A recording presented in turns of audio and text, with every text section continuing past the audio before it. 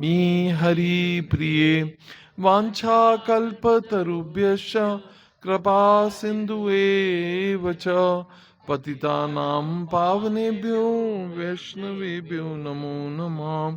जय श्री कृष्ण चैतन्य प्रभु नित्यानंदा श्री अद्वैत गदाधर शिवासादि गौर भक्त वृंदा। हरे कृष्णा कृष्णा कृष्णा हरे हरे, हरे राम राम राम हरे हरे। मुखं करोति वाचालं पंगुं लंघयते गिरिं यत्कृपातमहं वन्दे श्रीगुरून् दीनतारिणे। कृष्णाय वासुदेवाय देवकी नंदनाय च नन्दगोपकुमाराय गोविन्दाय नमो नमः। हरे कृष्णा।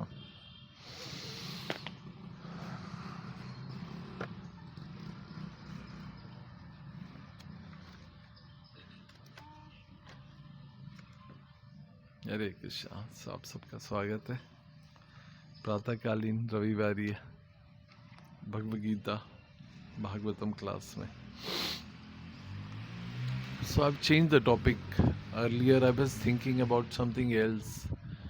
कल महेंद्र प्रभु ने जब मुझसे पूछा था तो I was just thinking about some Vaishnava offenses and all that. साधु निंदा के बारे में मैं सोच रहा था, but I thought I just saw the Vaishnava calendar and saw that Makar Sankranti is coming up. Day after, I guess, like Tuesday. Yeah, tomorrow is Purnima. Tomorrow is full moon day. Purnima ka din hai kal.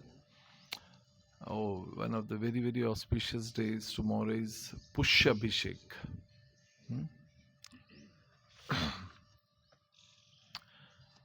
So today is 12th. Tomorrow is 13th. I think this is not working, है ना?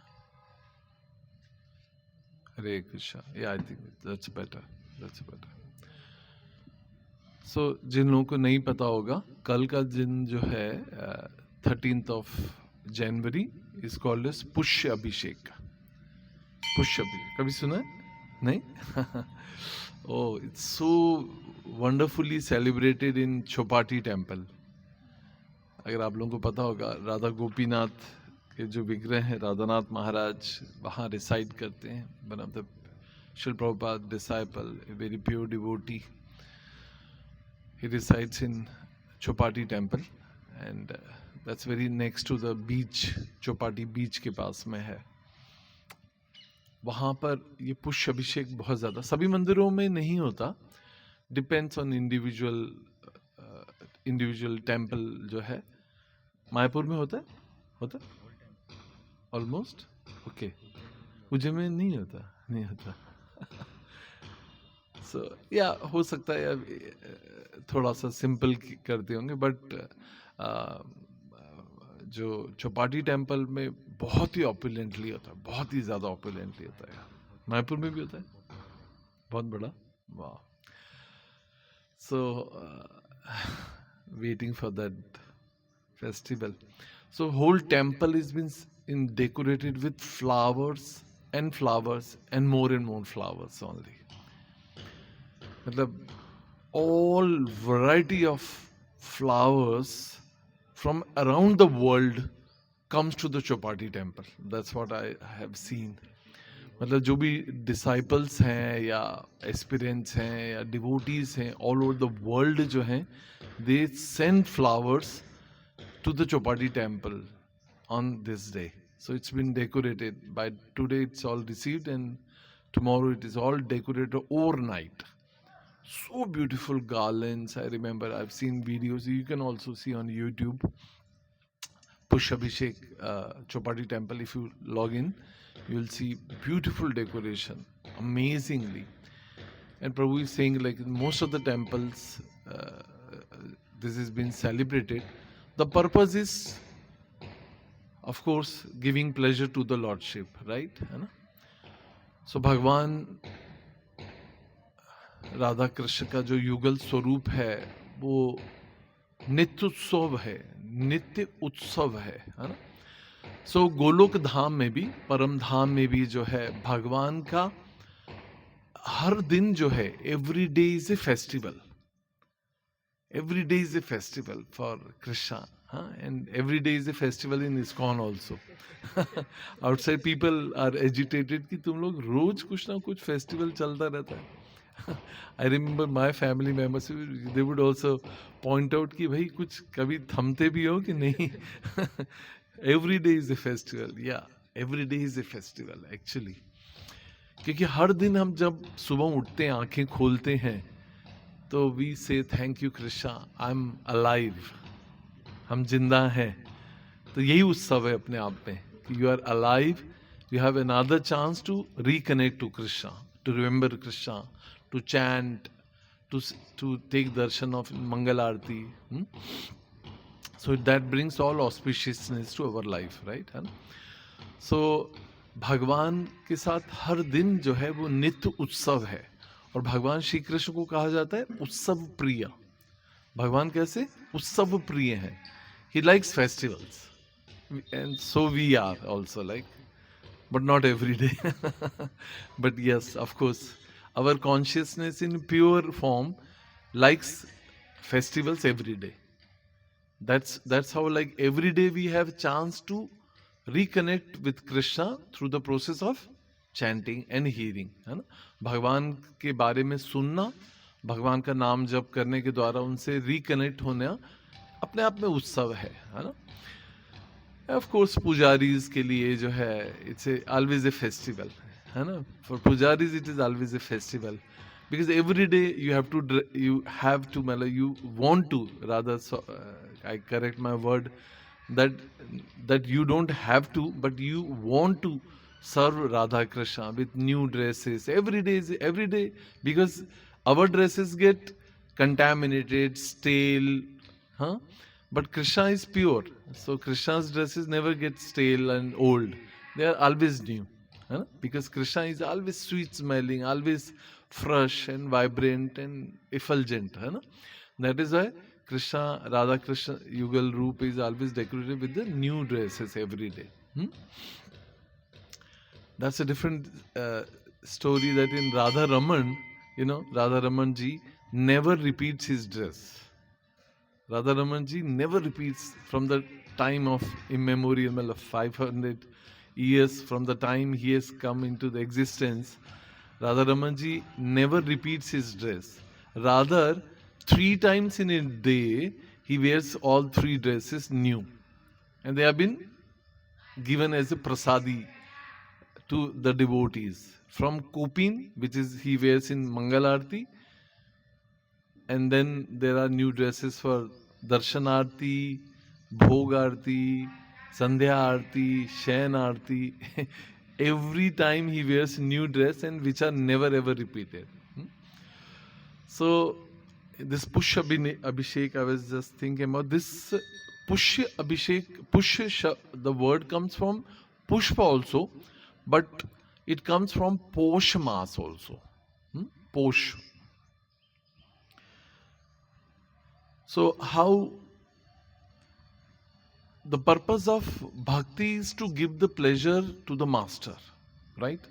All endeavors in bhakti is only to give pleasure to the master. भक्ति में जितने भी हम प्रयास करते हैं, चाहे वो जप के द्वारा, भगवान के बारे में सुनने के द्वारा, भगवान को भोग लगाने के द्वारा, भगवान के सामने नृत्य करने के द्वारा, पर्पस क्या है?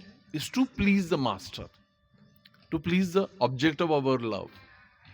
And that is Radha Krishna and our spiritual master also.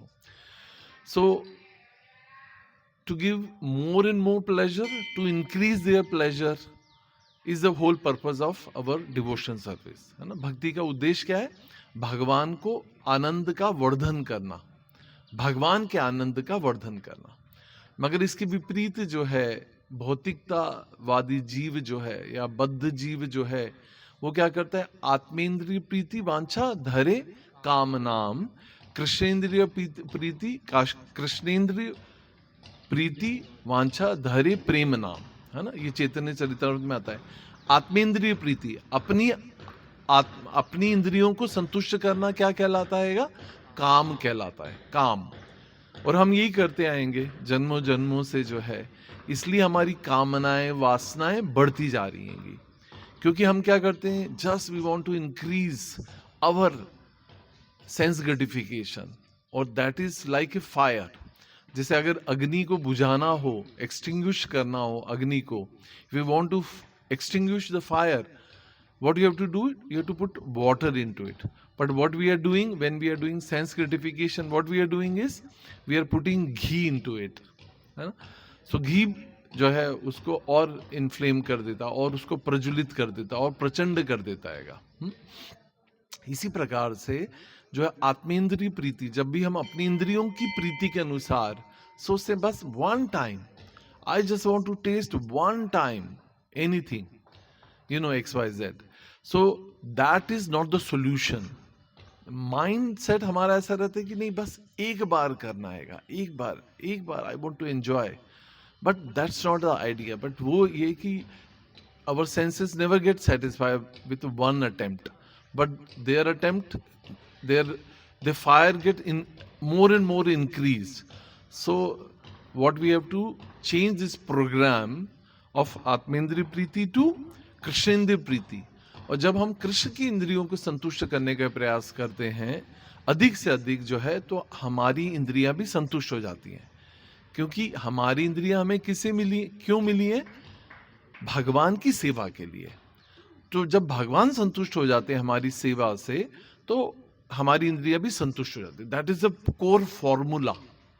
ये अपने आप को बार बार रिपीट करके हमें बोलना चाहिए, बताना चाहिए, क्योंकि हमारा एक गलत आइडिया ये कि नहीं, I want to satisfy my senses, but that doesn't work actually. This is such a secret formula. So जो है, हमें ये पूरा प्लान जो है हमारा आत्मेंद्रिय प्रीति का, जो ये एक फ्लॉप आइडिया आएगा, तो इसको यहाँ पर हमें रोक कर जो है भगवान की इंद्रियों को संतुष्ट करने का प्रयास करना चाहिए, जिससे हमारी इंद्रियां भी संतुष्ट हो जाती हैं। यस्मिन तुष्टे जगत तुष्टम। जब वो संतुष्ट हो जाते हैं तब हम भी संतुष्ट हो जाते हैं। तो ये मतलब इट्स ए वेरी रियलाइज्ड, मतलब बिल्कुल रियलाइज्ड कन्विक्शन के साथ मैं कह रहा हूँ कि जब हम भगवान के लिए भोग पकाते हैं, है ना, when we cook for the lordship, normally क्या होता है, when we get up we feel hungry. The moment you take a bath, you get fresh, you want to eat something, right, as early as possible. Shyam Prabhu is a good example. He wants to gulp down something.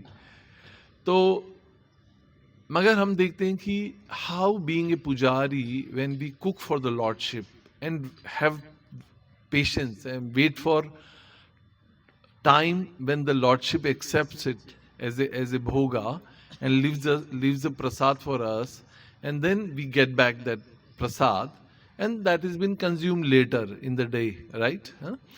So हम देखते हैं कि जहां हम इतने impatient होते हैं खाने के लिए, पर जैसे जैसे हम भगवान को संतुष्ट करते हैं और अपने आप को होल्ड करते हैं, तो धीरे धीरे हम पाते हैं कि हमारी desire for eating good food, good stuff, or any kind of sense gratifications completely get satisfied by serving the Lord.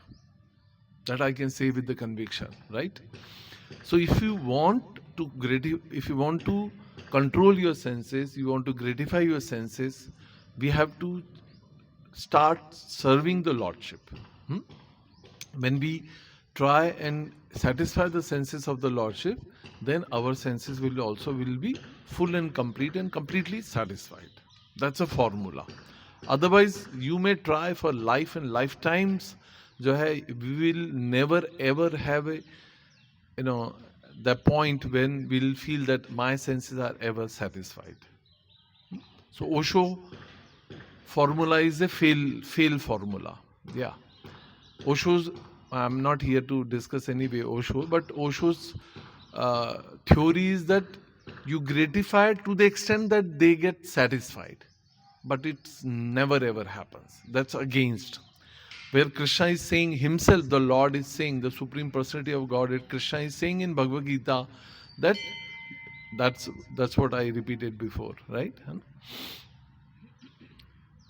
सो इस पुष्य अभिषेक में जो है भगवान को सुंदर पुष्प की बनी हुई पोशाकों से सुसज्जित किया जाता है ना। फ्लावर्स, अगर आप लोगों के पास कभी अपॉर्चुनिटी रही हो कि भगवान की ड्रेसेस जो ओवरनाइट डिवोटीज जो है फ्लावर्स को जो है ग्लू या कुछ स्टिकिंग आता है लिक्विड से, उससे टैग करके जो है उसके पोशाक बनाते हैं with the flower petals and small flowers and beautiful dresses, amazingly beyond our imagination. How it's always a teamwork. It's a teamwork. Many devotees are involved in, but they do it overnight and they prepare the dress for the Lordship. And on this particular Pushya Abhishek, the Lordship is offered dress with the flowers, if possible. And then different petals of the flowers, especially rose and many beautiful color flower petals are being sprinkled over the Lordship, है ना, अभिषेक होता है. So there are many kind of abhishek on different occasions we perform. पंच जो है पंच द्रव्य से जो है भगवान का नॉर्मली अभिषेक होता है, मगर ये जो अभिषेक होता है ये एक्सक्लूसिवली पुष्प के मतलब फ्लावर पेटल से ही होता है, इसलिए इसे पुष्य अभिषेक कहा जाता है. और बहुत ही सुंदर बात जो है, यू नो, जस्ट मिनट, या भगवद गीता में 9.26 में भगवान कहते हैं, पत्रम पुष्पम फलम तोयम यो मे भक्त्या प्रयच्छति तदहम भक्ति उपहतम अश्नामी प्रयत आत्मना. यदि कोई प्रेम तथा भक्ति के साथ मुझे पत्र, पुष्प, फल या जल प्रदान करता है तो मैं उसे स्वीकार करता हूँ. कन्फर्मेशन है ना भगवद गीता से. So this is how like the lordship accepts. फिर पुष्पों को एक और बहुत सुंदर नाम है पुष्प का, उसको बोलते हैं सुमन. क्या बोलते हैं? सुमन. सुमन मतलब पुष्प का मतलब यहाँ पे पुष्य अभिषेक का मतलब एक तो of course externally you are offering beautiful fresh flowers to the lordship, right. मगर सुमन का मतलब होता है, सु मतलब गुड, सु मतलब अच्छा, सुस्वागतम. मन मतलब मन, हमारा मन जो है सुमन है ना. So we offer our healthy pure consciousness, pure mind, pure consciousness to the lord. That is called a सुमन, है ना. तो हम भगवान को सुमन ऑफर करते हैं, अच्छा मन. अभी अगर हमारा मन हम देखें तो कैसा है, if you introspect with in, मन कैसा है? मलिन मन है हमारा, क्योंकि आत्मेंद्रिय प्रीति की इच्छा है. आत्मेंद्रिय प्रीति की वांछा जो है, काम, लोभ, क्रोध से भरा हुआ मन जो है वो कैसा दूषित है. तो ऐसा मन भगवान को ऑफर कर सकते हैं? नहीं कर सकते. तो हमें अपना मन जो है वो सुमन करना होगा, तब हम अपने आप को अर्पित कर पाएंगे भगवान को. तो भगवान को ऐसा सुमन ऑफर करना ही जो है एक डीपर मीनिंग ऑफ पुष्प अभिषेक है. या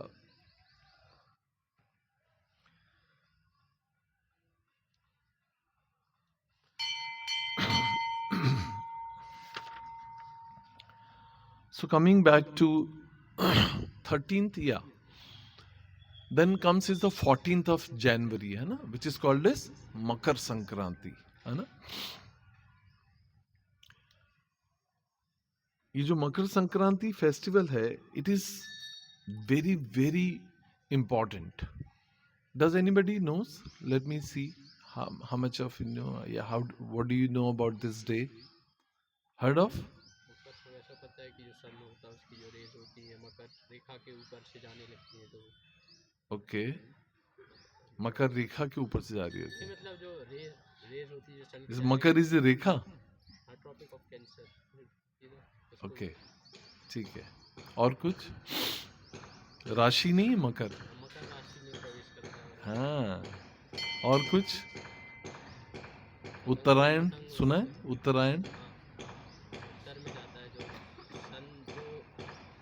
सन होता है वो उत्तर की तरफ उसकी जो रेस पड़ती है उत्तर की उसमें पड़ने लगती है. उत्तर हेमिस्फीयर में ठीक है, या मकर राशि में प्रवेश करते हैं सूर्य। उसे उत्तरायण भी कहा जाता है, या और कुछ? डोनेशन का, दान का भी बहुत महत्व है। Very good. दान, तप्स, वेरी गुड। और कुछ? Anybody? Very good. Bhishma Pitamah ने जो इतना स्टोरी किया था, भीष्म स्तुतियाँ की, भीष्म कथा की थी थोड़े दिन पहले ही जो है। भीष्म पितामह जो है महाप्रयाण किया था जब सूर्य जब उत्तरायण में आ गया था, है ना, दक्षिणायन से उत्तरायण में। और कुछ? किसी को कुछ और याद है? क्या क्या किया जाता है, किसी को पता है? तिल का बहुत महत्व है का। गुड़ तिल घिया मीठा मीठा बोला, ऐसे कुछ मराठी में बोलते हैं। गोड़ गोड़ बोला कुछ ऐसे ही बोलते हैं। स्वीट स्वीट, ईट स्वीट, स्पीक स्वीट। और स्नान का भी रहता है ना, तो या वेरी नाइस। स्नान का बहुत महत्व है। क्यों स्नान का महत्व है, किसी ने सोचा? स्नान कब करते हैं आप? जब रात्रि खत्म होती है, सुबह उठते हैं, बिस्तर का त्याग करते हैं, तो क्या करते हैं? स्नान कर देंगे। So will talk about that. और कुछ पता तो है ना? मकर संक्रांति कुछ होती है, संक्रांत हाँ, काइट फेस्टिवल, या मेक सेंस। बहुत ही सुंदर एनालॉजी है एक्चुअली, भगवद गीता में भी आता है। मकर संक्रांति गुजरात में खासकर काइट फेस्टिवल के उसमें मनाई जाती है ना। उगादी, उगादी भी कुछ होता है, Ugadi, you know? Okay, none of you are Gujarati.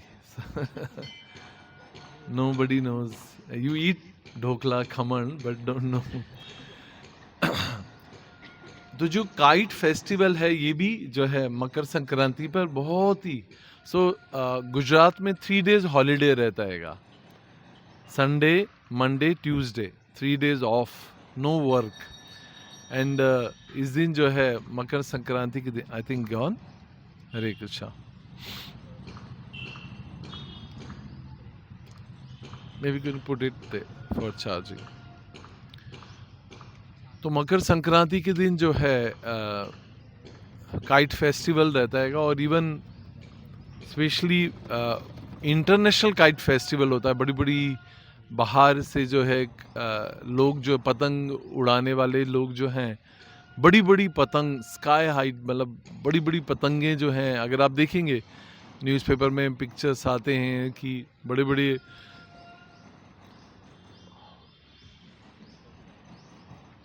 पतंग जो हैं वो उड़ाई जाती हैं। But does anybody knows anything, any relation of kite with our life? किसी ने ये एनालॉजी कभी सुनी, समझी? नहीं? Can you relate? थोड़ा कैन यू बी लाउड? जिस तरह हम पतंग को नीचे से ऊपर उड़ाते हैं तो पतंग हमेशा जितना उसको ढील देते हैं वो ऊपर जाती है।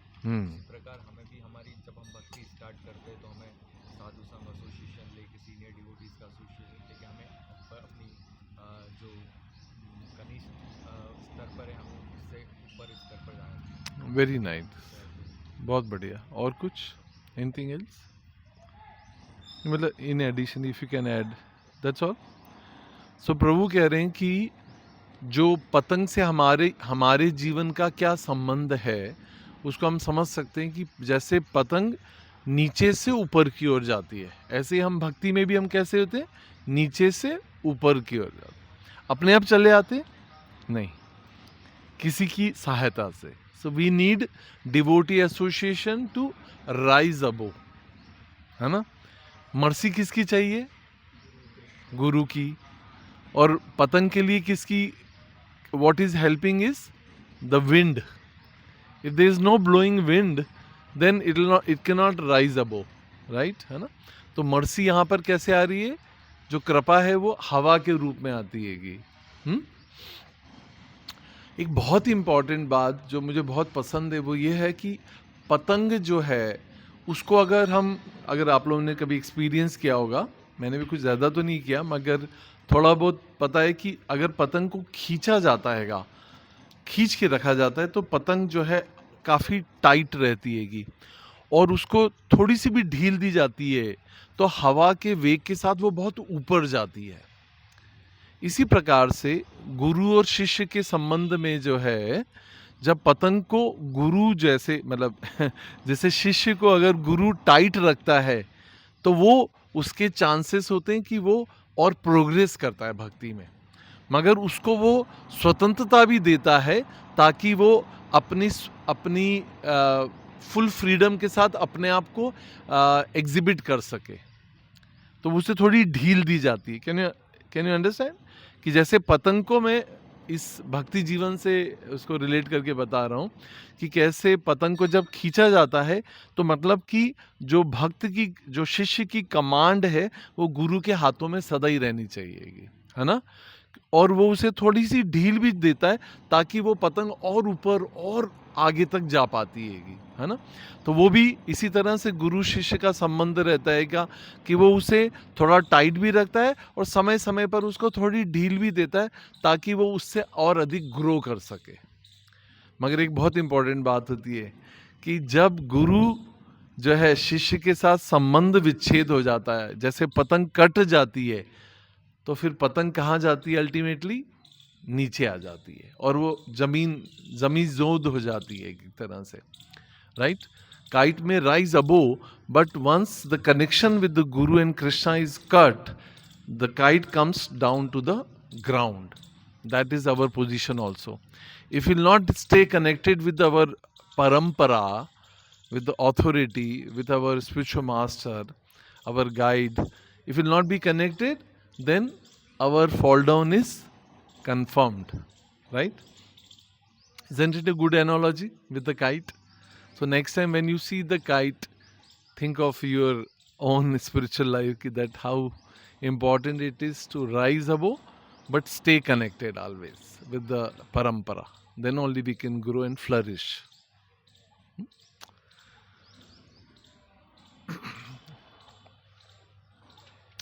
So ये जो Makar Sankranti, working or not? Hare Krishna. I think recording would be. Should I pause for the recording?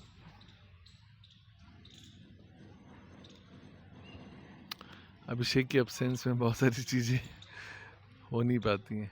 हरे कृष्णा।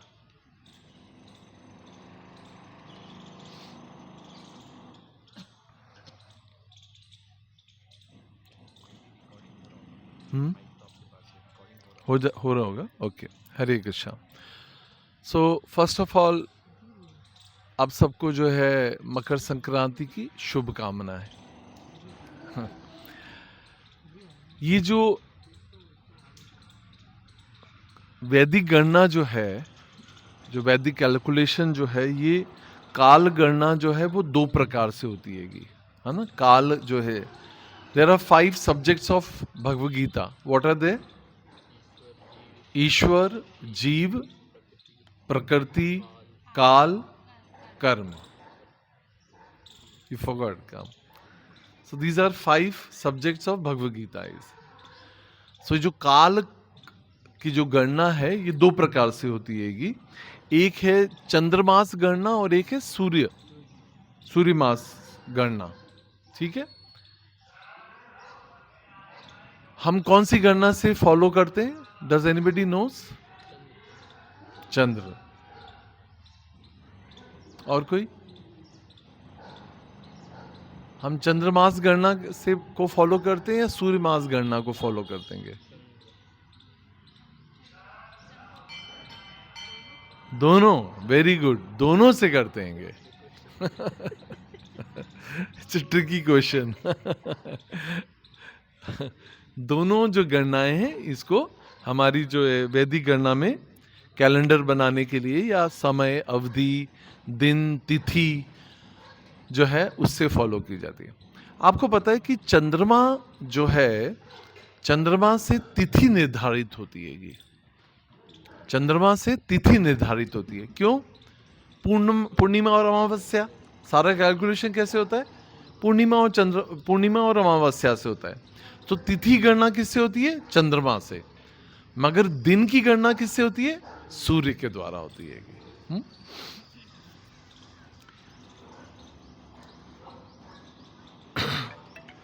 और भगवान भगवद गीता में बोलते हैं कि सूर्य और चंद्रमा दोनों क्या हैं? These are two eyes of the lord. दोनों क्या हैं? भगवान की दोनों आंखें हैं। Analogically, don't go literally, but analogically both are the eyes of the god. एक हमको दिन में देखता है सूर्य, और एक आंख जो है वो हमें रात में विटनेस करती है, वो है चंद्रमा।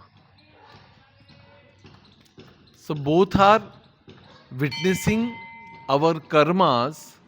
जो भी हम कार्य कर रहे हैं वो कब कर रहे हैं? दिन में और रात्रि प्रहर में जो हम कार्य करते हैं उनको भगवान उसको दृष्टा अनुमंता के रूप में, यूं तो परमात्मा भी है हमारे अंदर, मगर फिर भी एक्सटर्नली प्रकृति में जो है सूर्य और चंद्र क्या है? These are like two eyes of the Lord.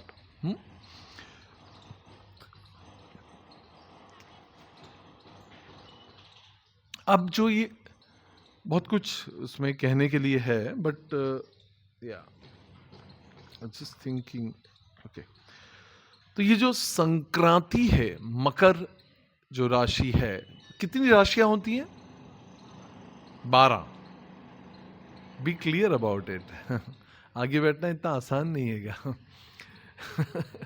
आगे बैठना मतलब एक तो ये कि you have to be very alert, you can not sleep, you can not and you have to be very alert and attentive.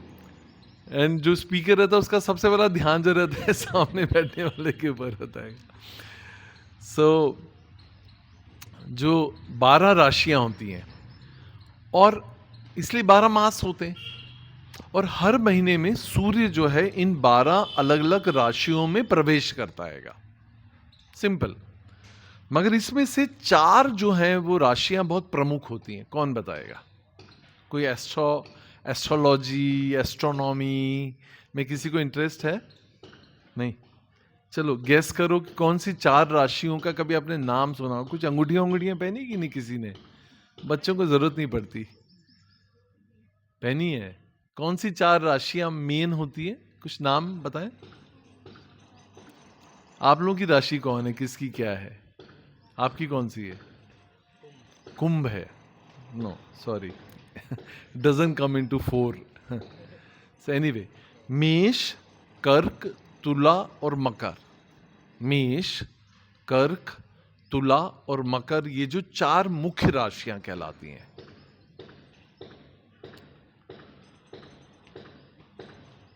अब इसमें भी जो है 2 राशियां और ज्यादा प्रोमिनेंटली इंपॉर्टेंट हैं, और वो है कर्क और मकर राशि। कर्क और मकर राशि जो है, क्योंकि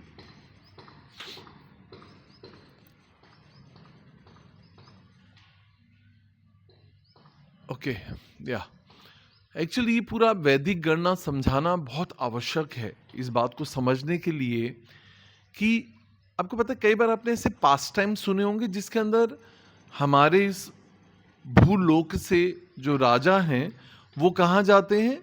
मतलब they are so elevated that they go to the Brahmalok, are heavenly planets, and they come back. कभी सुना है किसी ने? राजा इंद्रद्युम्न के बारे में ऐसी कहानी आती है, जब उन्होंने भगवान जगन्नाथ के विग्रहों की स्थापना करने की सोची तो उन्होंने कहा कि जो डीटीज है इंस्टॉलेशन कौन करेगा? कौन करेगा? जगन्नाथ के डीटीज का इंस्टॉलेशन किसने किया था? ब्रह्मा जी। किसने किया था? अब ब्रह्मा जी को कोई बुलाएगा तभी आएंगे ना, तो उसके लिए क्या होगा? आपको अगर फोन पे मैसेज आ जाता है invitation, how seriously you take it? Not very seriously. But somebody comes personally invite you, you give a lot of emphasis on it, right? तो राजा इंद्रद्युम्न जो हैं वो कहाँ गए थे? ब्रह्मलोक में गए थे। ब्रह्मलोक कहाँ है? सॉरी, सबसे ऊपर हैगा। एटलीस्ट एक व्यक्ति को तो पता हैगा, सबसे ऊपर जो है वो ब्रह्मलोक हैगा।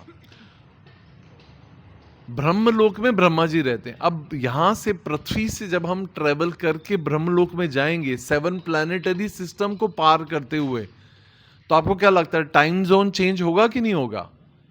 तो काल गणना के हिसाब से 12 राशियों में घूमने वाला सूर्य जो सूर्य है वो जब 12 राशियों से गुजरकर पुनः वहीं आ जाता है तो इट बिकम्स 1 ईयर। सो हमारा एक दिन जो है, हमारे 12 महीने जो हैं वो देवताओं के लोक में कितना समय होता है? एक दिन होता है। राइट? तो जब 14 तारीख के दिन, मकर संक्रांति के दिन क्या हो रहेगा? उस दिन जो है दक्षिणायन से उत्तरायण की ओर सूर्य जब आता है तो 6 महीने की रात और 6 महीने का दिन होता है देवताओं का। हमारे जो 6 महीने हैं वो उनका कितना हैगा?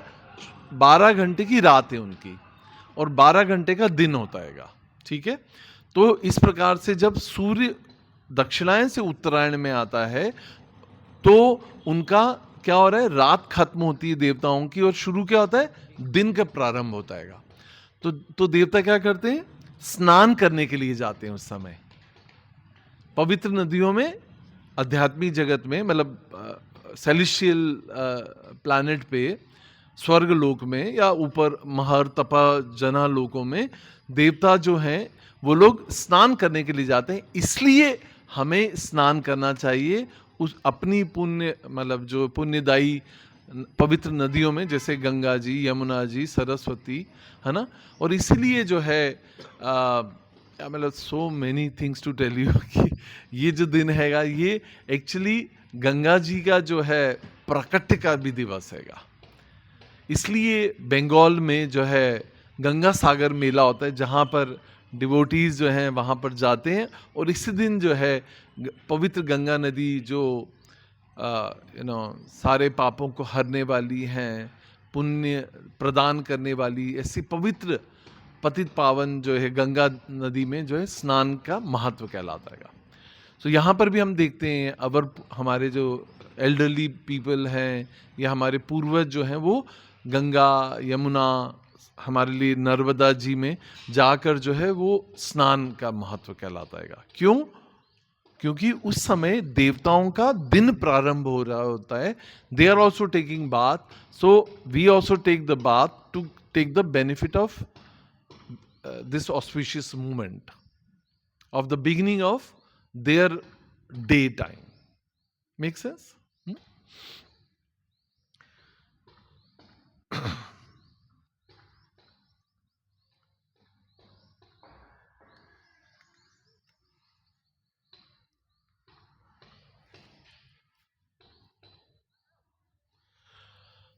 मैंने बताया था कि ये 2 राशियां बहुत ज्यादा इंपॉर्टेंट होती हैंगी, है ना। कौन कौन सी? कर्क और मकर राशि जो है।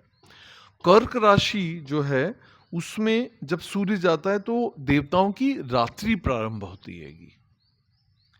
जब उनकी रात्रि प्रारंभ होती है तो सूर्य उस समय कहाँ होता है? कर्क राशि में होता है। और जब मकर राशि प्रारंभ हो रही है, जैसे 14 को मकर संक्रांति जो है, तो उस समय जो है सूर्य जो है वो कहाँ जा रहा है? मकर राशि में प्रवेश करता है।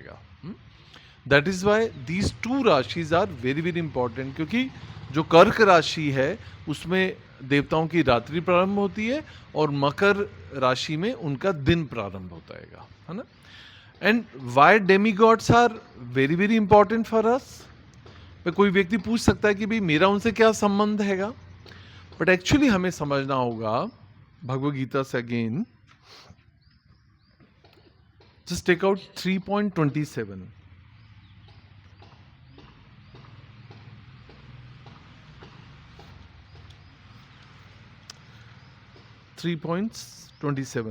प्रकृते क्रियमाणानि गुणे कर्माणि सर्वश अहंकार विमूढ़ात्मा कर्ता अहम इति मन्यते। सुना है किसी ने पहले? प्रकृति क्रियमाणानि गुणे कर्माणि सर्वश अहंकार विमूढ़ात्मा कर्ता अहम इति मन्यते। ये अहंकार विमूढ़ात्मा कौन है? कौन है? हम। अहंकार से भरे हुए हम कौन है? हाँ, हम हैं। मिथ्या अहंकार से भरे हुए जो हैं अहंकार विमूढ़ आत्मा, विमूढ़ आत्मा कर्ता हम इति मन्यते। कर्ता किसको हम मानते हैं? मैं, आई एम द डूअर। जो बद्ध जीव है वो अहंकार और अंधकार के कारण, अज्ञानता के कारण अपने आप को क्या समझता है कि आई एम द डूअर, कर्ता अहम इति मन्यते। मगर एक्चुअली हमारा सोना, खाना और हर अंग का एक प्रीडोमिनेंट डीटीज है। आपको पता है, जब हम मंदिर में प्रवेश करते, मंदिर में खासकर गर्भगृह में प्रवेश करते हैं, जहां भगवान के विग्रह होते हैं, उनको गर्भगृह का, गर्भ मतलब भ्रूण का, the embryo where lies is, गर्भ कहलाता है वो।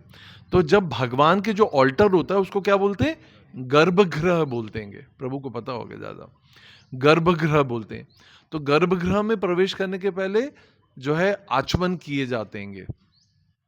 नॉर्मल आचमन नहीं होता वो, बट उसमें बहुत सारे मंत्रों का जो उच्चारण किया जाता है, और उसके द्वारा अलग अलग अंगों का शुद्धिकरण किया जाता है। अलग अलग अंगों का शुद्धिकरण किया जाता है, कि हर अंग, जैसे हमारे फीट, हमारे जो है नीज, हमारे थाइज, ऐसे हमारे बॉडी के अलग अलग किडनी, हार्ट, लिवर, ये सभी अंगों के देवता हैं। There are demigods responsible to take care of all our different organs, right? So हम क्या समझते हैं कि सब कुछ मेरा है, this body is mine, right? But we don't know what is going inside our body. That is our condition is, right? हम सोचते हैं कि शरीर मेरा है, पर हमको तो ये भी नहीं पता कि शरीर के अंदर चल क्या रहा है। हम तो सिर्फ अंदर यहाँ से डाल देते हैं, but how the food passes, absorption, digestion, respiration, pumping of the heart, how does it all happen? There is somebody responsible who takes care of all this system and organs to work. But ये सब किसके निर्देशन में हो रहेगा? प्रकृति के। अब देखिए अगला श्लोक पढ़ते हैं, नहीं इसके पहले वाला, सॉरी, नहीं, दैट्स ऑल ओनली, नो। सो यहां पे लिख रहे हैं प्रकृति क्रियमाणानी, सॉरी इसी में ही है, प्रकृति क्रियमाणानी। ये सारी क्रियाएं किसकी निर्देशन में हो रही है? प्रकृति के निर्देशन में हो रही है। प्रकृति क्रियमाणानी गुणे कर्माणि सर्वश, है ना। ट्रांसलेशन में परपोर्ट पढ़ते हैं इसको। जीवात्मा अहंकार के प्रभाव से मोहग्रस्त होकर अपने आप को समस्त कर्मों का कर्ता मान बैठता है, जबकि वास्तव में वह प्रकृति के तीनों गुणों द्वारा संपन्न किए जाते हैं। किसके द्वारा किए जा रहे हैं? प्रकृति के तीनों गुणों के द्वारा। तो क्या these demigods are also within the control of this प्रकृति? Yes, they are also within this three modes of nature. Example, you are saying no? Lord Shiva represents Tamoguna, but that does not mean that he is in Tamoguna. He is the proprietor of Tamoguna. Not that he is in Tamoguna. Don't mind it always. Right? तो इसी प्रकार से सतोगुण, तमोगुण और रजोगुण जो है, ये भी किसके अधीन है? मतलब ये किसके द्वारा नियंत्रित है? प्रकृति के द्वारा। तो इवन जो डेमीगॉड्स हैं, जो देवता लोग हैं, वो भी किसके अंदर आते हैं? तीनों गुणों के अधीनस्थ हैं, के अधीन में ही है, right? Because sometime we see from different past time, lord Brahma get lusty, lord Shiva become angry, right, है ना। तो इस प्रकार से even demigods also exhibit that they are also within the control of these three modes of nature.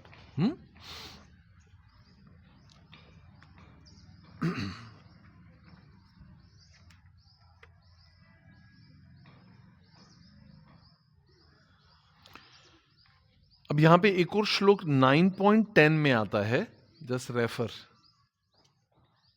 मयाध्यक्षेण प्रकृति सूयते सचराचरम हेतुनानेन कौन्तेय जगत विपरिवर्तते। हे कुंती पुत्र, यह भौतिक प्रकृति मेरी शक्तियों में से एक है। ये भौतिक प्रकृति किसकी शक्ति है? भगवान की। और मेरी अध्यक्षता में कार्य करती है। मया अध्यक्षेन प्रकृति सूयते स चराचरम। ये जो चर और अचर हैं, जो movable and non movable beings हैं, ये सब किसके अधीन है? प्रकृति के। और प्रकृति किसके अध्यक्षता में कार्य करती है? मेरे, मतलब भगवान के। मया अध्यक्षेन प्रकृति सूयते स चराचरम। हे कुंती पुत्र, जब भौतिक प्रकृति मेरी शक्तियों में से एक है और मेरी अध्यक्षता में कार्य करती है, जिससे सारे चर व अचर प्राणी उत्पन्न होते हैं, उसके शासन में यह जगत बारंबार सृजित व विनष्ट होता रहता है। तो सूर्य और चंद्र किसके अधीनस्थ हैं? प्रकृति के। और प्रकृति किसके अधीनस्थ है? भगवान के। तो इसका मतलब हम समझ सकते हैं सब कुछ किसके द्वारा नियंता कौन है? भगवान है, राइट। तो इसका मतलब है कि सारे अंग भी किसके निर्देशन में कार्य करें?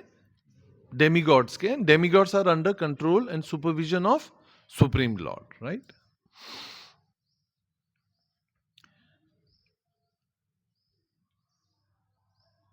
सो ये जो मकर संक्रांति है, संक्रांति का मतलब किसी को पता है? Anybody knows the meaning of Sankranti? संक्रमण। आने वाला है एक नया वायरस, कौन सा है? क्या है? HMPV। मार्च से शुरू हो जाएगा सारा नाटक। संक्रमण। पर संक्रमण का मतलब क्या होता है एक्चुअली? प्रवेश करना। संक्रमण मतलब क्या है? प्रवेश करना।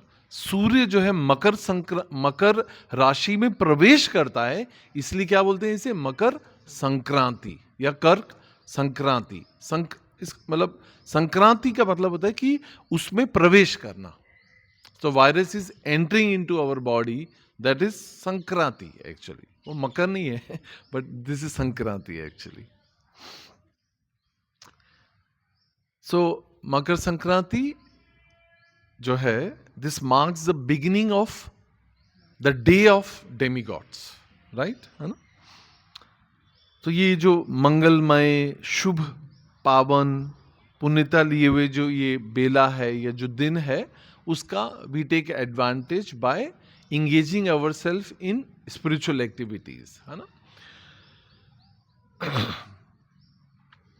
बहुत सुंदर बात, कुछ रेफरेंसेस हैं इसके कि ये why this day is very very important. ऐसा कहा जाता है शास्त्र में, जो मदर यशोदा हैं और नंद महाराज जो हैं, इन they were childless couples. Do you know that? They were childless couples, they had no children before Krishna was born. They were childless, so they did severe austerity and penances to get Krishna as their child, and they begin this process of austerity on this day. मतलब ये जो तपस्या या साधना उन्होंने किस दिन प्रारंभ की थी? मकर संक्रांति के दिन। Make sense? फिर एक बहुत ही अच्छी बात जो है, जैसे मैंने already I have told you कि जो सूर्यवंशी राजा हैं भगीरथ, उनके पूर्वजों, सबको पता है ना, जो है उनके पूर्वजों जो थे वो श्राप के द्वारा जो है वो भस्मभूत हो गए थे। तो महाराज भगीरथ जो हैं, सूर्यवंशी राजा जो है, अपने पूर्वजों का उद्धार करने के लिए जो है उन्होंने घोर तपस्या की। और भगीरथी, गंगा का नाम मंदाकिनी, गंगा जी का नाम जो है भगीरथी को जो है, उनका नाम गंगा जी का भगीरथी इसलिए पड़ा क्योंकि उनको महाराज जो है भगीरथ ने अपनी तपस्या के द्वारा जो है उनको अवतरित किया था इस भूलोक में, है ना। तो इसलिए जो है ये जो दिन है जिस दिन गंगा जी जो है इस भूमि पर, इस भूलोक में जो है उनका अवतरण हुआ था, इसलिए जो ये दिन है मकर संक्रांति का जो है बहुत ही शुभ माना जाता हैगा। फिर एक बहुत सुंदर रेफरेंस आता है ब्रह्म संहिता से, है ना। Those who know that, those who don't know, this is spoken and written by Brahma ji, है ना। इसमें श्लोक संख्या 52 है। यत चक्षु एव सविता सकल ग्रहाणाम राजा समस्त सुर मूर्ति अवशेष तेजा यस्य आज्ञा भ्रमति संभ्रत काल चक्र गोविंदम आदि पुरुषम तमहम भजामि। ना, गोविंदम आदि पुरुषम तम अहम भजामि। वो गोविंद जो आदि पुरुष हैं, मैं उनका क्या करता हूँ? भजन करता हूँ। हाँ, क्यों करता हूँ उनका भजन?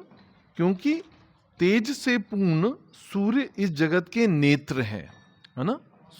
ये सूर्य उपासना, ये सूर्य आराधना का दिन है। मकर संक्रांति क्या है? सूर्य उपासना का दिन है ना।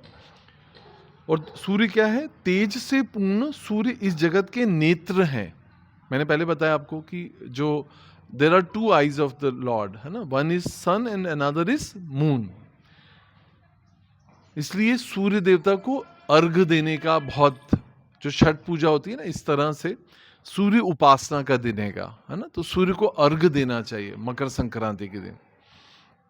वे समस्त ग्रहों के अधिपति हैं, क्योंकि पृथ्वी क्या करती है?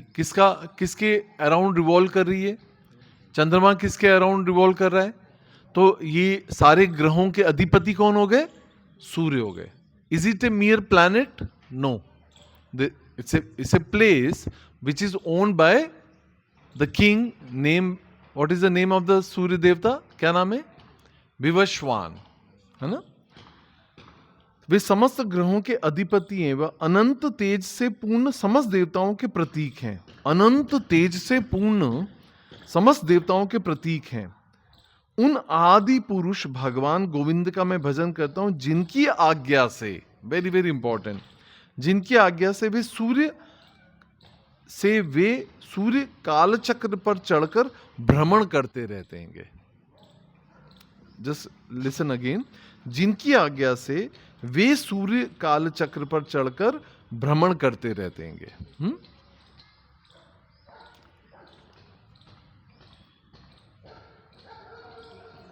सो सारी जो ऋतुओं का परिवर्तन है वो किसके अनुसार होता है? सूर्य के अनुसार होता है ना। सो हम देखते हैं कि ऐसा कहा जाता है कि मकर संक्रांति से ऑनवर्ड्स जो है, जो शीत ऋतु है, ठंड है, वो धीरे धीरे तिल कम होती जाती है। इसलिए तिल का सेवन किया जाता है। तिल घटती जाती है ना। और उस समय से थोड़ा उष्मा जो है, गर्मी बढ़ती जाती है, राइट। मगर ये कब तक चलता है? बसंत पंचमी तक। बसंत पंचमी जो मार्च में आती है, very big festival in Mayapur. The lordship is dressed in yellow outfits, very very beautiful. So जो बसंत पंचमी है, बसंत उत्सव जो है, माता सरस्वती का प्राकट्य दिवस भी मनाया जाता है उस दिन, विद्या की देवी। तो तब तक जो है ठंड जो है अपने मंद मंद रूप में रहती है बसंत पंचमी। पर बसंत पंचमी के बाद एकदम वेदर बिकम्स हॉट। तो हमें समझ आता है कि जो सूर्य के द्वारा जो है ऋतुओं का परिवर्तन होता है। और जो है बसंत पंचमी तो यहाँ पे मकर संक्रांति जो है इस बात को रिप्रेजेंट करती है कि यहाँ से the weather starts unfolding, right. Another weather is starts, right.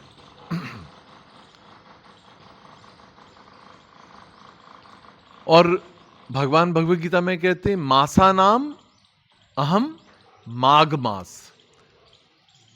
मासों में माघ मास जो है वो किसको रिप्रेजेंट करता है? भगवान को रिप्रेजेंट करता है, राइट।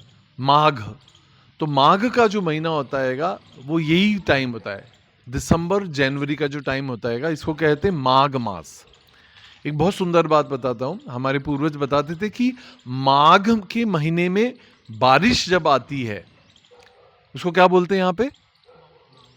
मावठा या पाला पड़ना, राइट। जब ठंड के समय में जब बारिश आती है तो वो गेहूं की फसल के लिए बहुत अच्छी होती है, बहुत अच्छी होती है।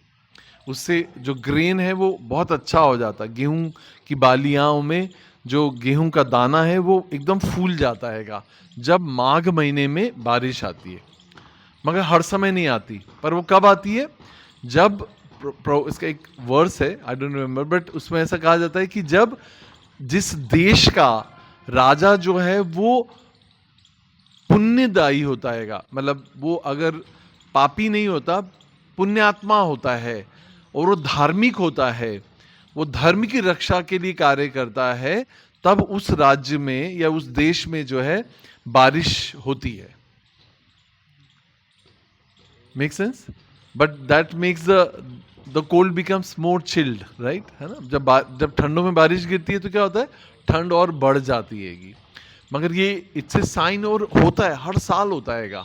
और जब ऐसा नहीं होता, क्यों नहीं होता? That you know that if the king is not pious, king is not religious, he is not protecting dharmo rakshite rakshita, who does not protect the religion, religion does not protect him, right? तो फिर फसल आदि जो है वो नहीं अच्छे से होती हैं, और फिर ड्राउट होने का और फेमाइन, बाढ़ आने का, और दूसरी जो है प्राकृतिक आपदाओं का सिग्नल होता है ना? So if it rains in the winters, in the specially in the month of the Magh, it is a very good sign.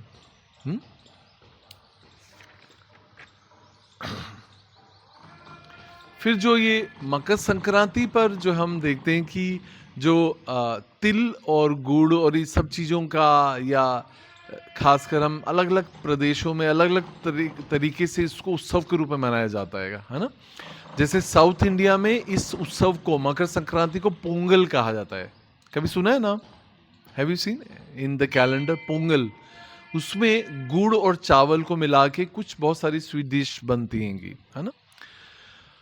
हाँ, नहीं, गुड़ी पड़वा अलग है, वो तो महाराष्ट्रियंस का आएगा।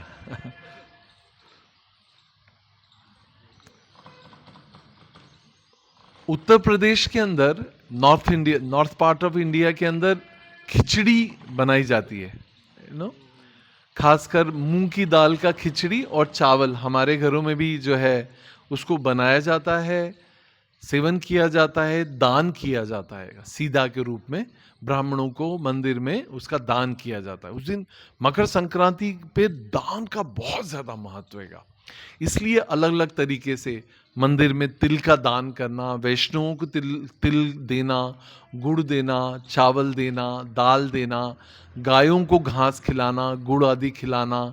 आप देखेंगे, यू विल सी, अगर if you keep your eyes open on observation level, आप देखेंगे रोड साइड पे बहुत सारी गायों को लोग जो है मिष्ठान, गुड़, हाँ, और खासकर घास खिलाते हैं।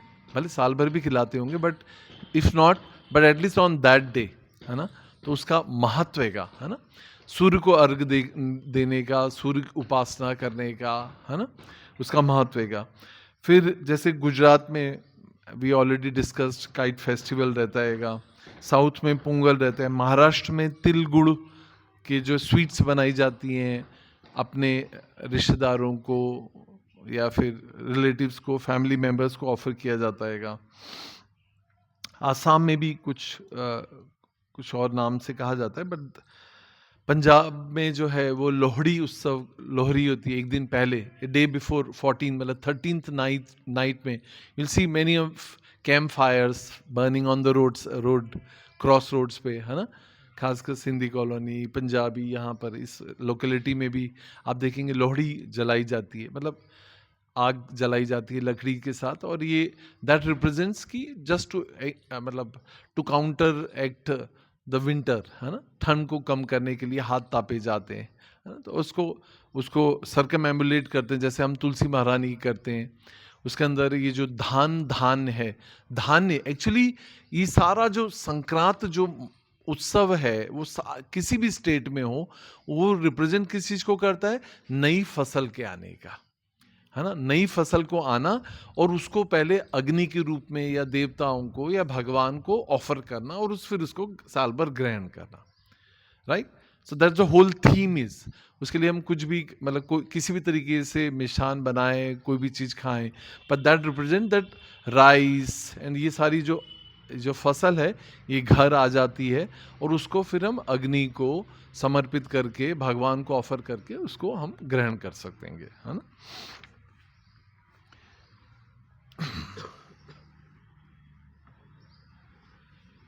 जो एक बहुत ही इम्पोर्टेंट हमारे लिए जो है, somebody said, या माता जी ने कहा था कि भीष्म पितामह का जो महाप्रयाण है, ये हमारे लिए बहुत ही इम्पोर्टेंट पॉइंट है. This last point we want to discuss on this past time, this day significance is Makar Sankranti. क्योंकि हम सब जानते हैं कि महाभारत का युद्ध कितने दिन चला था? 18 दिन. If you don't remember, please remember it. 18 days. And Bhishma Pitama was shot by the arrows of Arjun on which day? 10th, 9th and 10th day. Don't go ahead. So 10वें दिन, कभी कभी मैं एक लेक्चर में सोचता हूँ 9th day, but it's more or less I think 9th and 10th day जो है, he was shot on the ground by the arrows of Arjuna. Long story, but ये होने के बाद धूल से भरे और ठंड से भरे, आप सोच सकते हैं उत्तर प्रदेश में जो स्थान है हरियाणा के पास में, कौन से जगह, कुरुक्षेत्र का जो स्थान है जहाँ पे युद्ध हुआ, तो वहाँ पर ठंड कितनी ज़्यादा. मगर भीष्म पितामह को जो है कौन सा वरदान था? इच्छा मृत्यु का वरदान था. So how long he lived on that death bed? For how many days he lived after he was been shot by the arrows? 8 days. Any guess? 54. Very nice. It's a 55 or 57 days, I think. 57th day, this day came when Makar Sankranti comes. जिसे क्या कहा जाता है? उत्तरायण. He was waiting for Uttarayan. But that is external. Bhishma Pitamah के पास क्या था? इच्छा मृत्यु का वरदान था. But he was not leaving his body. But what he was waiting for? उत्तरायण. मतलब ऐसा कहा जाता है कि उत्तरायण का मतलब एक डीपर मीनिंग ये कि जो उत्तरा के आयन है. आयन मतलब शेल्टर. जो उत्तरा ने किसका आयन लिया था, किसका आश्रय लिया था? भगवान कृष्ण का. किसके लिए लिया था? अपने गर्भ में पल रहे परीक्षित महाराज के लिए. राइट? परीक्षित महाराज जो किसके पुत्र थे? अभिमन्यु के. या जस्ट रिवाइजिंग, यूपीएससी वालों के लिए भी अच्छा आएगा. They should also remember it. तो अभिमन्यु के जो पुत्र हैं, जो कैसे मारे गए थे? चक्रव्यूह में. राइट? तो उनके पुत्र जो हैं, उनकी रक्षा के लिए ब्रह्मास्त्र से, ब्रह्मास्त्र किसने छोड़ा था? अश्वत्थामा ने. Very good. Refresh yourself. तो अश्वत्थामा के ब्रह्मास्त्र से अपने पुत्र की जो है रक्षा करने के लिए उत्तरा ने किसका आश्रय लिया? भगवान श्री कृष्ण का. She called out to Krishna and Krishna protected Parikshit. Where? How? By entering into the womb of Uttara. Can you imagine? तो जिसका उत्तरा ने जिनका आश्रय लिया, शरणागति ली, उन भगवान का भीष्म पितामह इंतजार कर रहे थे. Right? We all know that because that is a time when in Shrimad Bhagavatam, जब युद्ध होने के बाद Krishna had nothing to do to stay back in the kingdom. So he was winding up and going to where? Dwarka. Very nice. Dwarka जाने की तैयारी कर रहे थे. तो उसी समय भगवान को ये मैसेज मिलता हैगा कि Bhishma Pitamah wants to take your दर्शन. और किसका दर्शन करना चाहते थे? पांडवों का. क्यों देखना चाहते थे भीष्म पितामह पांडवों को? क्योंकि पांडव जो है भीष्म पितामह के अत्यंत प्रिय थे, पोते हैं ना. सो उनको देखना चाहते थे. क्यों देखना चाहते थे? Why not Kauravas but why Pandavas? Correct, क्योंकि वो धर्म के अनुसार चल रहे थे. वो धर्म के अनुसार, तो वो क्या देखना चाहते थे कि धर्म की कैसे विजय हुई है. धर्मो रक्षिता रक्षिता, जो धर्म की रक्षा करेगा धर्म उसकी रक्षा करेगा. तो क्योंकि पांडवों ने किसके अनुसार का युद्ध किया? धर्म. धर्मम तो साक्षात भगवत प्रणीता, है ना. पांडवों ने किसके किसके शरणागति में, किनके निर्देशन में, किनके मार्गदर्शन में युद्ध किया? भगवान कृष्ण के. राइट. तो इसलिए जो है वो ये देखना चाहते थे कि जब धर्म की रक्षा कोई करता है, जो धर्मनिष्ठ है, जो निष्ठावान है धर्म के प्रति, जब उसकी विजय होती है, तो ऐसे पांडवों को जो पवित्र हैं, जो पुण्य आत्मा हैं, जो धर्म की रक्षा करते हैं, ऐसे पांडवों को वो जो है as a king, as a ruler, he wanted to see them. Right. और उपदेश देना चाहते थे, है ना. अब क्या उपदेश देना चाहते थे? क्या इंपॉर्टेंट है? सबसे important, what Bhishma Pitamah is establishing here, कोई बताएगा? बहुत इंपॉर्टेंट बात है.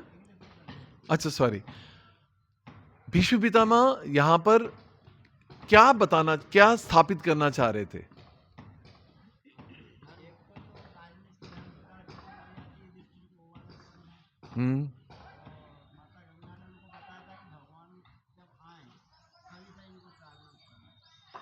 आए तभी शरीर को त्याग. हाँ, भगवान को देखते हुए. अंत काले माम स्मरण मुक्त अकले ब्रह्म, या अंते नारायण स्मृति, है ना. That's right. और कुछ बहुत खास, भीष्म पितामह ने युद्ध किस तरफ से किया था? दुर्योधन की तरफ से, अपोजिट साइड से. क्या वो धर्म के अनुसार थे? नहीं. पर क्या वो सिखाना चाहते थे? Even if you are great, आप कितने भी महान हो, कितने भी बड़े हो, कितनी भी आपने भीष्म प्रतिज्ञा की हो, कितना भी ब्रह्मचर्य का पालन किया हो, कितनी भी लॉयल्टी हो अपने मास्टर के प्रति, if that principle is against the principle of religion, if that is against the will and desire of Krishna, तो आपका जो अंत है वो क्या होगा? आपका जो सर्वनाश जो है वो क्या है? निश्चित है.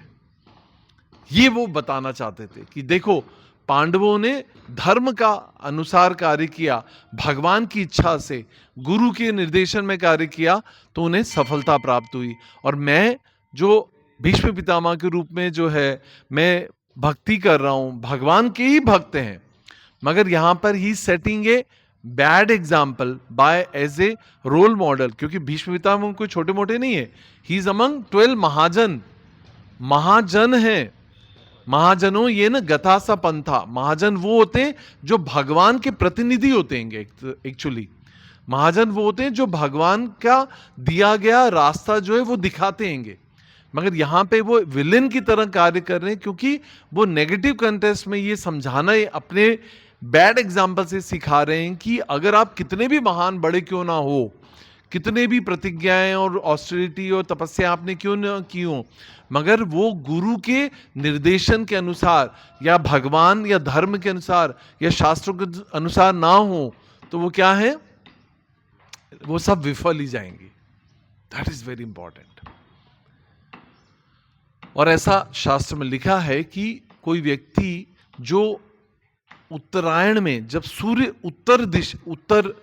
उत्तर की दिशा की ओर रहे, या मकर संक्रांति के बिगिनिंग में, जैसे जो दिशा है वो दक्षिणायन से उत्तरायण में आती है, तब जब उत्तर दिशा में जब सूर्य रहता है और कोई जीव जो है वो इस शरीर को त्याग करता है, तो वो भगवत प्राप्ति की ओर अग्रसर होता है.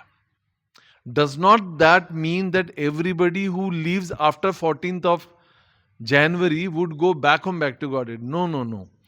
Who lives body after 14th of this month, मतलब जो मकर संक्रांति में, उत्तरायण के बाद में, तो वो उसकी जो आत्मा है वो भगवत प्राप्ति की दिशा में अग्रसर होती है.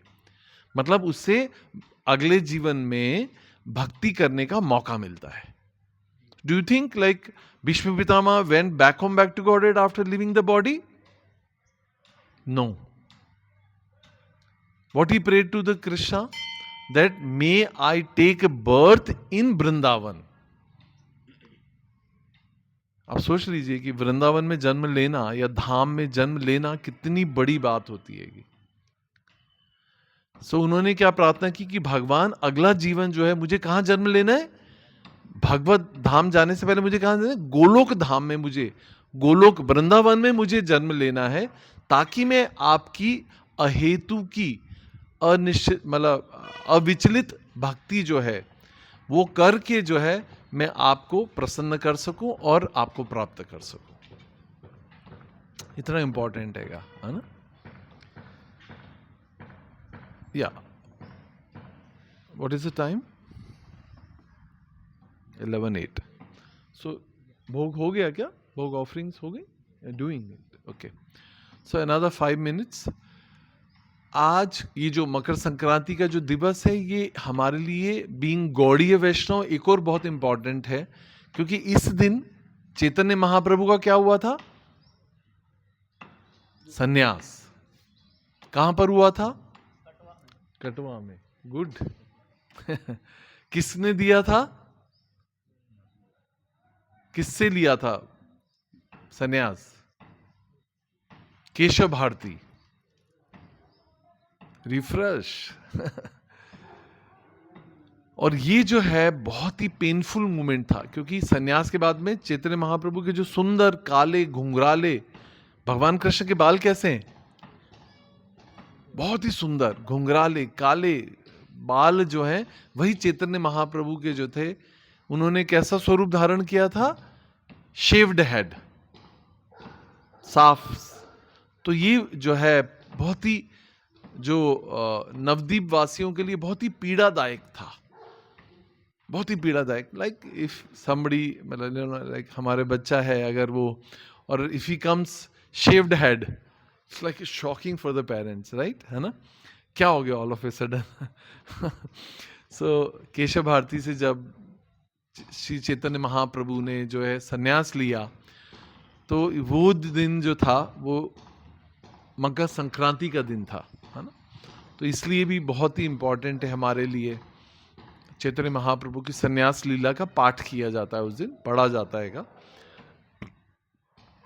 To relish and experience the joy, the agony, the pain, the pleasure of Chaitanya Mahaprabhu and Brajvasis and Navdeep Vasis actually, है ना? So what to do on that day? हमारे लिए क्या है? How you are planning to celebrate Makar Sankranti? हाँ, मंगल आरती करेंगे, सुबह उठेंगे, 16 माला का अच्छे से जप करेंगे, फिर क्या करेंगे? उसके बाद में एक एकादशी आएगी, उसका नाम क्या है? किसी को पता है? षट तिला एकादशी आती है। कौन सी एकादशी आती है? षट तिला Ekadashi. Ekadashi can be consumed on, नहीं sorry, till can be consumed on ekadashi? No, but that is one ekadashi in the year when till is voluntarily consumed.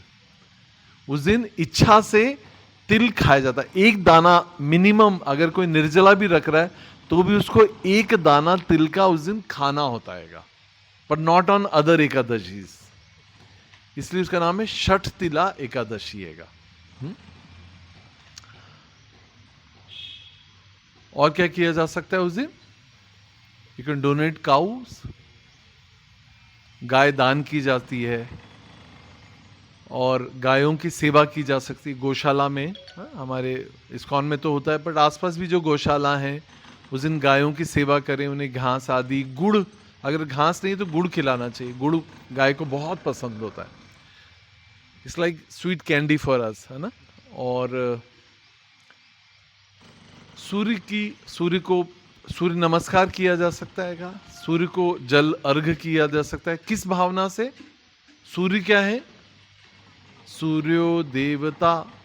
पर सूर्य कौन है? भगवान के नेत्र हैं। तो वो अर्घ हम किसको दे रहे हैं? भगवान को, है ना? तो भगवान को संतुष्ट करने के लिए सूर्य को अर्घ दिया जाता है, अर्घ अर्पित किया जाता है। That can be done. और क्या किया जा सकता है? अग्नि, अग्नि जो है उस दिन जो है, मतलब I know like your students, but those who can do it, they can do हवन, होम किया जाता है, वैष्णव होम किया जाता है। I also do it. और उसमें तिल आदि का जो है उसका जो है तर्पण किया जाता है। हाँ, तिल का जो है होम किया जाता है और तर्पण भी किया जाता है, जल से तर्पण किया जाता है। उसमें तिल जो है, तिल से तर्पण करके अपने पूर्वजों के शुभ और मंगल के लिए जो है प्रार्थना की जा सकती है ना। वैष्णवों को तिल गुड़ आदि जो है ऑफरिंग किया जा सकता है, उनको खिलाया जाता है। हमारे बेस में भी बंगाल में पीठा बनाते हैं उस दिन। पीठा, एनीबडी नोस? आप लोगों को पता होगा, मायापुर वासियों को नहीं पता। पीठा, नो? You know? या, ओनली फूडीज नोज। सॉरी। उस दिन चावल के आटे को जो है, चावल के आटे का डफ बनाया जाता है, गूंथा जाता है, और उसकी कुछ ऐसी, क्या बोले, कुछ मतलब डिश बनाई जाती है, प्रभु विल टेल। उसके अंदर स्टफिंग्स भरते हैं, कोकोनट, गुड़ एंड ऑल दैट। फिर उसको दूध की ग्रेवी में, मतलब रबड़ी में जो है दूध को साथ बॉईल किया जाता है, and it is extremely tasty. Not only tasty but it's extremely tasty. अगर आप लोगों में से किसी को खाना है तो हमारे साथ यहाँ पे निखिलात्म प्रभु जी हैं, यहाँ पे बंगाली डिवोटी हमारे निखिलात्म प्रभु हैं। आप कुछ डोनेशन दे सकते हैं उनको, तो वो जो है ज़्यादा क्वांटिटी में जो है वो पीठा बनाएंगे, फिर आपको उसका पान करने का मौका मिल सकता है। If not, try your luck. Then so pitha हमारे सभी मंदिरों में, खासकर उज्जैन इस्कॉन में भी जो है पीठा बनाते हैं उस दिन। मैंने अपनी लाइफ में पहली बार टेस्ट किया था pitha, and I became fan for that dish. It was so amazing that I could not even recognise कि what it is exactly. It is so tasty. But anyway, so वैष्णवों को संतुष्ट करके हम भगवान के प्रतिनिधि के रूप में जो है उनकी कृपा, आशीर्वाद की याचना कर सकते हैं। और उसके पीछे होल पर्पस इज, क्योंकि हम जब भी अपने मुख खोलते हैं तो हमारे अंदर ईर्ष्या, द्वेष, कटुता, कलह प्रधान हैं हम, इसलिए हम कड़वा ही बोलते हैं। मगर इस फेस्टिवल से हमें सीखना चाहिए कि मीठा खाएं और मीठा बोलने का प्रयास करें। अपने वचन से जो है दूसरों को आहत ना करें, मगर जो है उनको अप्रिशिएट करें for whatever they are able to do in their devotion practice. We should appreciate and encourage each of us and one another actually, right? I think that's all. So Makar Sankranti महामहोत्सव की जय, पुष्य अभिषेक की जय, जगत गुरु शिल प्रभुपाद की जय। Anything anybody has to ask or anything want to share? किसी को कुछ कहना है, पूछना है from previous class? Any question pending? माता जी कुछ है पुराना, कुछ pending questions हैं तो वो भी we can take it, जब तक offerings हो रही हैं तो। या तो जैसे आपने बताया कि हम जो है, जो जीव है, ये देवता भी है, वो भी जीव है, वो प्रकृति के नियमों के अधीन है।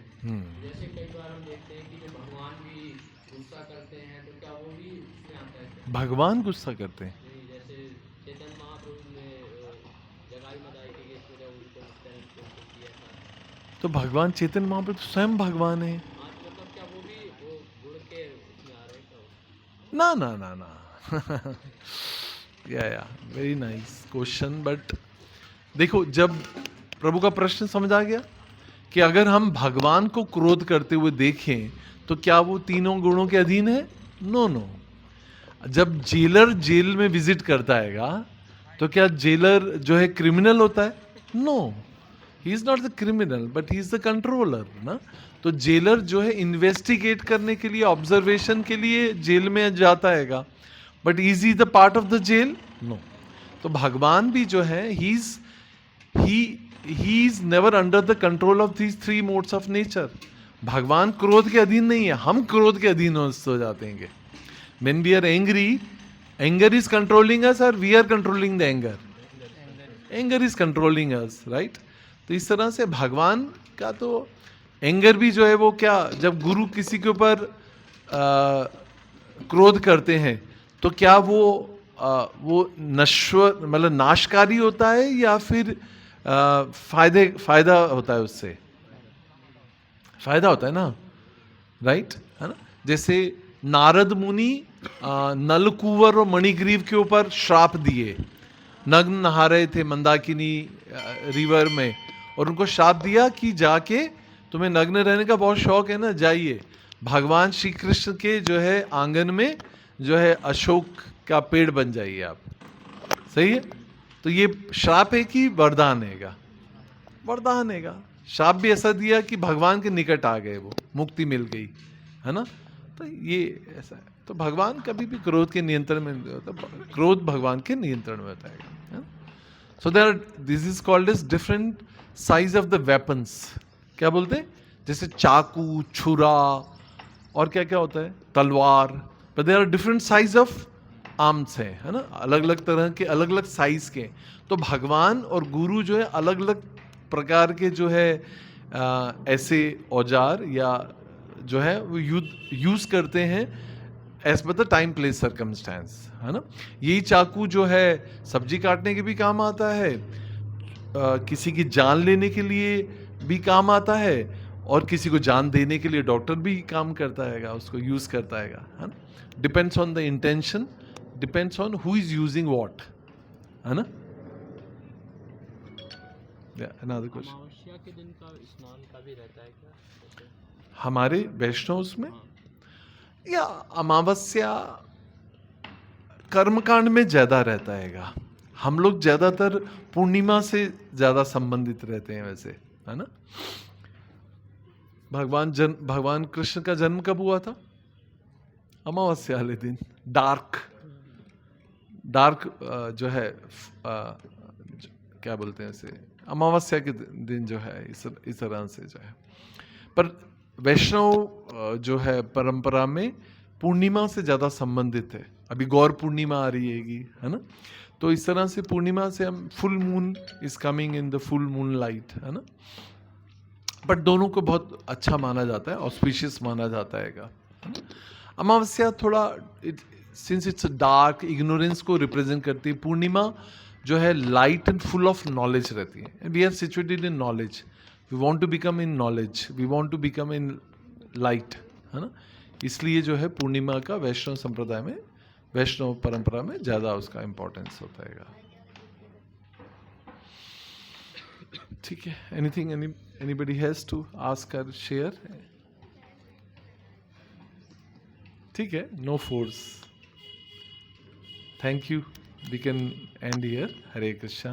Jagat Guru Shri Prabhupada की जय.